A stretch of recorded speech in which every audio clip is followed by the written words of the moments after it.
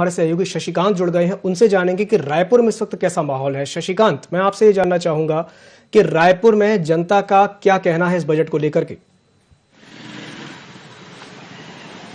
देखिए, आज जो है वित्त मंत्री निर्मला सीतारमण ने जो है बजट पेश किया। चौथी बार जो है वित्त मंत्री निर्मला सीतारमण ने बजट किया। निश्चित तौर से इस बार बजट को लेकर जो है जिस तरह से आज जो है केंद्रीय जो है बजट जो है पेश किया गया, लोगों को काफी उम्मीद थी इस बार बजट को लेकर। लोगों को कहीं न कहीं महंगाई से राहत, महंगाई को लेकर जिस तरह से महंगाई लगातार बढ़ते जा रहे हैं, तो महंगाई में राहत मिलने की उम्मीद थी। साथ ही जो है रोजगार के अवसर की उम्मीद थी। हालांकि जो है इस बार जो है 60 लाख रोजगार देने की बात जो है कही गई है। साथ ही जो है किसानों को लेकर जो है बजट में बात कही गई है। तो निश्चित तौर से इस बार बजट को संतुलित कहा जा सकता है। हालांकि जो है लोगों को जिस तरह से बजट जो है अभी तुरंत ही बजट अभी सामने आया, तो निश्चित तौर से बजट को लेकर भी बात कही जा सकती है। कुछ लोग मौजूद हैं, उनसे बात करते हैं। आज जो है केंद्रीय बजट पेश हुआ, क्या उम्मीद थी बजट से? उम्मीद के मुताबिक बजट नहीं, ऐसा तो कोई बजट नहीं है। उन्होंने बोला है कि 60 लाख नौकरियां देंगे। किसको नौकरियां देंगे, कहाँ नौकरियां देंगे? अब ये तो हम अभी तक समझ में नहीं, सारा तो प्राइवेटेशन में देते जा रही है। उसके बाद फिर बोल रहे हैं कि नौकरियां देंगे। ये तो मेरे को भी समझ में नहीं आ रहा है। 60 लाख नौकरी की बात कही है। हाँ, 60 लाख नौकरी, वही बोल रहा हूँ। किस में देंगे, कहाँ देंगे नौकरियाँ? कुछ है ही नहीं। सब तो बेचे जा रहे हैं, प्राइवेटेशन में दे जा रही है, तो बचेगा क्या? किसको कहाँ नौकरी देंगे, ये बताइए आप। इसके अलावा और जो महंगाई की बात की जाए, तो महंगाई पर कितना इस बार जो है राहत देने की बात? महंगाई पे तो कुछ भी राहत नहीं आई अभी तक। आप खुद देख रहे हैं कि पेट्रोल का रेट कहाँ पहुंच गया, डीजल का रेट कहाँ पहुंच गया है। हर चीज का जो सब्जियां होती थी, किसी को बोले जीएसटी कम कर देंगे, चुनाव के पहले अनाउंस कर देते हैं कि हम जीएसटी कम कर दिए। बोले कपड़ों पे, जूते चप्पलों पे, बोले ये क्या होता है? बोले ये कोई है नहीं, इनका समझ में नहीं आ रहा है हम लोग अभी तक। उम्मीद के मुताबिक कहा जा सकता है बजट? नहीं, बिल्कुल नहीं। कोई उम्मीद के हिसाब से बजट नहीं है। ये सिर्फ अपना बोले ख्याली पुलाव है, जिसको सिर्फ ये खिला रहे हैं लोगों को, आम जनता को। आज भी तरसते आम जनता, आगे भी तरस रहेगी।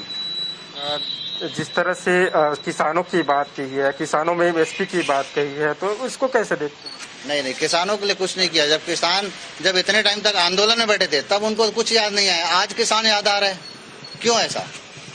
आप किसानों से जाके पूछ लीजिए, अगर ऐसा लगता है उनके लिए कुछ अच्छा किया है तो उन्होंने। डिजिटाइजेशन की बात की गई है, डिजिटाइजेशन की भी बात की गई है। नहीं, क्या करेंगे डिजिटल? सब तो डिजिटल है ही ऑलरेडी। और जब तक यहाँ सर्वर ही अच्छा नहीं मिलता है, नेटवर्क अच्छा नहीं है, तो क्या डिजिटल अच्छा चलेगा? आज कहीं भी चले जाइए तो सर्वर डाउन है, बैंक चले जाओ सर्वर डाउन है, कहीं नेटवर्क नहीं मिलता, तो फिर क्या डिजिटल करेंगे ये?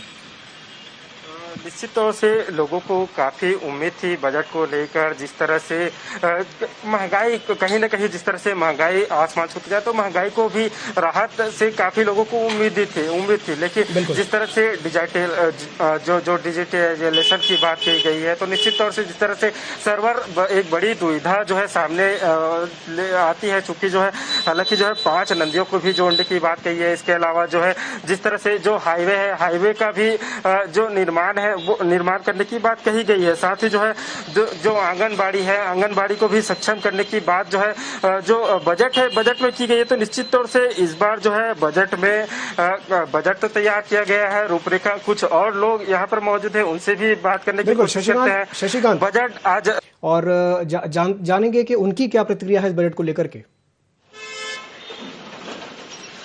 बिल्कुल, देखिए जिस तरह से आज जो है केंद्रीय वित्त मंत्री निर्मला सीतारमण ने बजट किया है, लोगों को काफी उम्मीद थी बजट को लेकर। लेकिन लोगों की उम्मीद के मुताबिक जो है इस बार बजट जो है लोगों के जो मुताबिक होना चाहिए वैसा बजट नहीं है।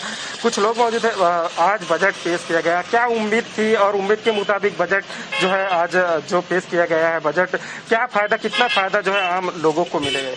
ये कहीं से भी आम लोगों के फायदे का बजट कहीं से भी नहीं दिखता, क्योंकि आम आदमी की जो अपेक्षाएं और उम्मीद होती है सरकार से, आज जिस दौर में, कोविड के दौर में 2 साल से भारत हमारा जूझ रहा है, समूचा विश्व जूझ रहा है, इसमें सबसे पहली उम्मीद केंद्र सरकार से ये थी कि कहीं ना कहीं महंगाई को कम किया जाए, दैनिक उपयोग में आने वाली चीजों के दाम कम हो।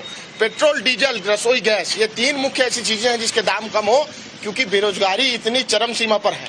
आज लोगों की नौकरियां छूट गई, आज काम धंधे उतने अच्छे फल फूल नहीं रहे हैं। तो सबसे पहली उम्मीद सरकार से थी कि महंगाई कम करे, चीजों के दाम कम करे, लेकिन देश की सरकार फिर जुमलेबाजी की तरह करते हुए फिर देश को किसी दूसरे राह में गुमराह करने की ओर देख रही है। कपड़े में तो महंगाई कम करने की बात कही, कपड़े है, जूते चप्पल है। देखिए, कपड़ा जूता चप्पल में महंगाई कम की है, बहुत अच्छी बात है, उस चीज का स्वागत है। लेकिन आज सबसे जो दैनिक उपयोग की चीज है, और एक आम से आम आदमी भी, अगर एक वॉचमैन भी, एक बेचारा हमारा साथी, एक चौकीदार साथी भी कहीं नौकरी करने जाता है, एक सब्जी बेचने वाला आदमी भी गांव से शहर में सब्जी बेचने का आता है तो मोटरसाइकिल और टू व्हीलर में आता है, तो पेट्रोल डीजल की जो दाम है और रसोई गैस का, हर घर में रसोई गैस का उपयोग होता है, उसके दामों में जो कम होना था, जिस प्रकार से वृद्धि चल रही है, उसमें निराशा एक आम आदमी को देखने को मिली है। और नौकरियों को लेकर भी बात कही है, 60 लाख से ज्यादा नौकरियां दी जाएगी। मेरी जानकारी में आया, मैंने बजट की जिस प्रकार मैंने न्यूज चैनल के माध्यम से बजट को देखा, तो 5 साल के अंदर में भारत सरकार की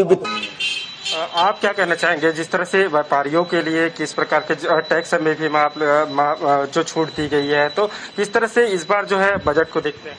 मुझे तो ये केवल एक जुमला लगता है, क्योंकि जिस प्रकार से पिछले 3 सालों से जीएसटी में 18%, छोटी छोटी चीजों में 18%, 32%, 36% जीएसटी, गब्बर सिंह टैक्स लगाने का काम मोदी सरकार ने किया है, तो उसको ये कोई अधिकार और हक नहीं बनता कि वो टैक्स माफी और व्यापारियों के हित की बात करे। ये झूठा श्रेय लेने का काम मोदी सरकार ना करे, व्यापारियों के जेबों में डाका डालने का काम और एक बोझ डालने का काम, व्यापारी पर जो बोझ आता है वो कहीं ना कहीं आम आदमी पर वो बोझ ट्रांसफर होता है। जो व्यापारी 18% जीएसटी पटाता है, कहीं ना कहीं वो व्यापारी उस ग्राहक से, एक आम आदमी से उस टैक्स की वसूली करता है।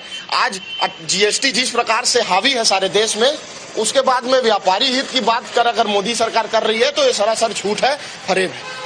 ऑर्गेनिक खेती को भी बढ़ावा देने की बात जो है बजट में की गई है, किस तरह से होगा ऑर्गेनिक खेती, क्या फायदा मिलेगा किसानों? मैं पूछना चाहता हूँ, ये पता नहीं किस प्रकार से सोच के लगाया। आज छत्तीसगढ़ में हम रहते हैं, जहाँ सर्वाधिक आबादी और देश की 50% से ज्यादा आबादी एग्रीकल्चर, खेती पे निर्भर है। आप वहां जाकर के पूछिए, गांव में रहने वाले, सुदूर अंचल में, बस्तर में रहने वाला किसान, ऑर्गेनिक शब्द का अर्थ उसे आज भी ठीक से नहीं पता चला। ये केंद्र सरकार की विफलता है।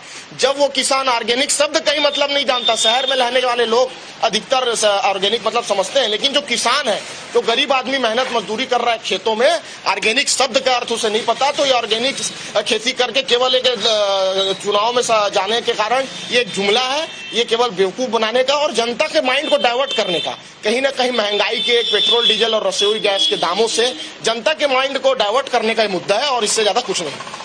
निश्चित तौर से लोगों को जो है बजट से काफी उम्मीदें थी, चूंकि जो है चुनाव का विधानसभा चुनाव होने हैं, तो लोगों का जो माइंड है उसे डाइवर्ट करने के लिए जो इस तरह की जो बजट है वो पेश किया गया है। लोगों को काफी उम्मीद थी कि कहीं ना कहीं जो महंगाई है उससे राहत दी जाए, चूंकि जो है जिस तरह से गैस है, पेट्रोल डीजल के दाम है, उसमें बढ़ोतरी देखने को मिल रही है, तो उसमें छूट देने की काफी लोगों को उम्मीद थी। लेकिन उम्मीद के मुताबिक जो है इस तरह के बजट जो है इस बार जो है सामने नहीं आए हैं। जी शशिकांत।